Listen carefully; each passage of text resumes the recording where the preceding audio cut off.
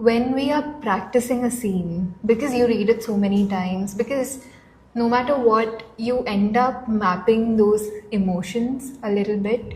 And I've heard from my co-actors about how they map their emotions and sort of have a trajectory of how the scene is going to go. How do you think that comes in play with improvisation and maybe even blocks it a little bit or helps? It's important to go with some interpretation.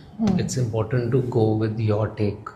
It's important to understand what you want to bring to the scene.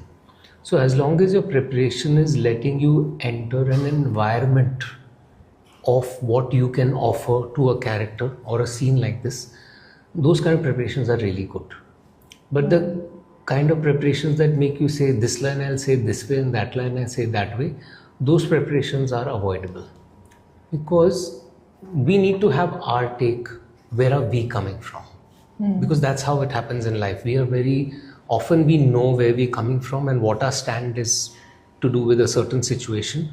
But when we meet another person or interact with another person, that very belief can sometimes change, sometimes modify to make it even more maybe solidify it further, or sometimes make it weaker. But when we fix things, we will stay where we are. So when you go with an interpretation, go enter the scene in a way that you have something to offer, but at the same time, when you're receiving something from the environment, then you're also allowing yourself to adapt as you go. So it's the ideal scenario is always a combination of preparedness and spontaneity. Like both need to have space. And unless both have space, it will not reach its optimum. Because obviously, I think since you have lines, and I mean for me, because I've been working in languages I did not know, I had to know the meaning and prepare the lines in a certain way.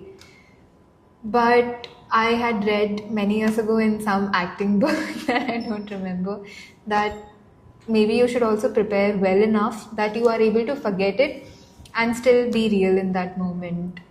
Yeah, I mean, that would definitely be very true of lines. In one way, I believe lines are the least important things in a scene, but at the same time, definitely you need to really learn them.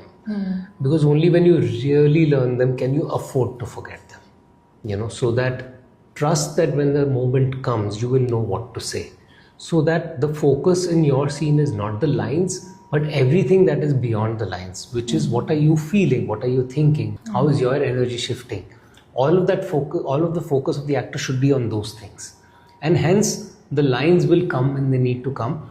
How they will come will be decided by that moment, in what the co-actor did to you, what the environment did to you, how did it make some things shift inside.